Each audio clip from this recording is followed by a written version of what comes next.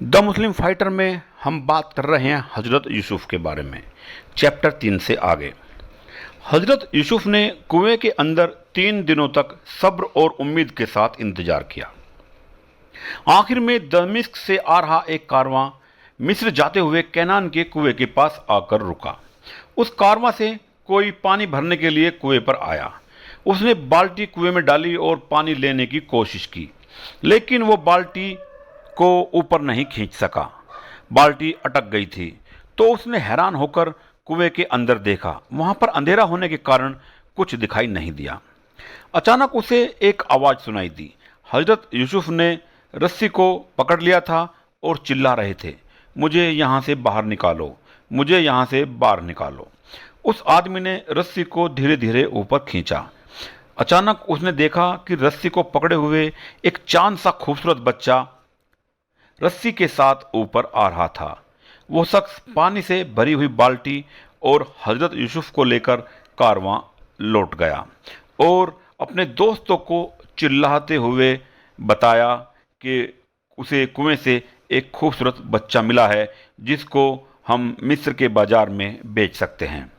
उसी वक्त यूसुफ के भाई भी वहां पर पहुंच गए। वो ये देखने आए थे कि यूसुफ के साथ क्या हुआ है। उन्होंने उनसे कहा कि यूसुफ हमारा गुलाम है जो भाग गया था। अगर आप इसे खरीदना चाहते हैं तो वो उसे मुनासिब कीमत पर बेच सकते हैं। कारवां के लोग यूसुफ के लिए कोई पैसा नहीं देना चाहते थे, इसलिए उन्होंने कहा कि उन्हें गुलाम की ज़रूरत नहीं है। वो यूसुफ को बहुत कम कीमत पर खरीदना चाह रहे थे। यूसुफ के भाइयों ने कीमत कम करना शुरू कर दिया। आखिर में उन्होंने हजरत यूसुफ को बहुत कम कीमत पर बेच दिया। हजरत यूसुफ ये सब सब्र से देख रहे थे, लेकिन अल्लाह पर भरोसा करके उन्होंने कुछ भी नहीं कहा। इसके अलावा वो बोलते भी तो वो जानते थे कोई भी उनकी बात नहीं सुनेगा। हजरत यूसुफ को खरीदने के बाद वो कारवां कई दिनों के सफ़र के बाद मिस्र पहुंचा। वो लोग यूसुफ को एक बाजार में लेकर गए जहां पर गुलामों को खरीदा व बेचा जाता था। वहां पर उन्होंने यूसुफ को बेचने की पेशकश की। इसी दौरान मिस्र का अजीज इत्फिर भी गुलामों के बाजार में एक गुलाम को खरीदने के लिए आया। वो एक अच्छे गुलाम की तलाश में बाजार में घूम रहा था। इसी दौरान वो उस जगह पर पहुंचा जहां पर यूसुफ को बेचा जा रहा था। हजरत यूसुफ को देखते ही इत्फिर बहुत खुश हुआ। उसे ऐसा लगा जैसे उसे वो मिल गया है जिसकी उसे तलाश थी। अपनी अकल से आने वाले वक्त को भांपते हुए उसने हजरत यूसुफ में छिपी हुई काबिलियत को महसूस किया। फिर उसने हजरत यूसुफ की कीमत पूछी और उनको खरीद लिया। मिस्र के अजीज हजरत यूसुफ को नौकर नहीं बल्कि बेटा मानते थे।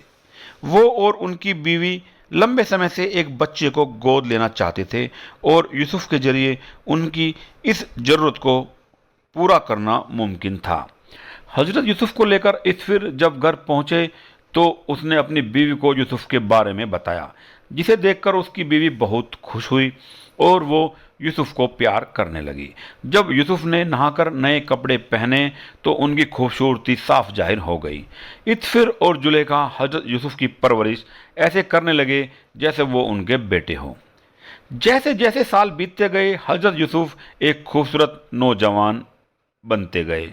उनकी ईमानदारी व उनके व्यवहार की वजह से हर कोई उनको प्यार करता था। उनकी तंदुरुस्ती और खूबसूरती ने भी लोगों का ध्यान खींचा, जिसके लिए लोग उनकी बहुत तारीफ करते थे। यूसुफ के बड़े होने पर उनकी तंदुरुस्ती और खूबसूरती ने जुलेखा को गुमराह कर दिया।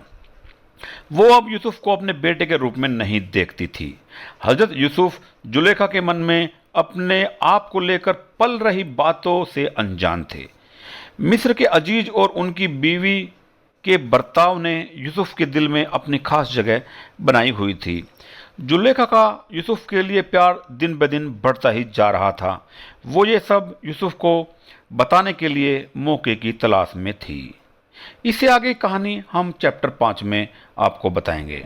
अगर आपको हमारे द्वारा दी गई जानकारी पसंद आई हो तो वीडियो को लाइक व शेयर करें व हमारे चैनल को सब्सक्राइब करें। आदाब।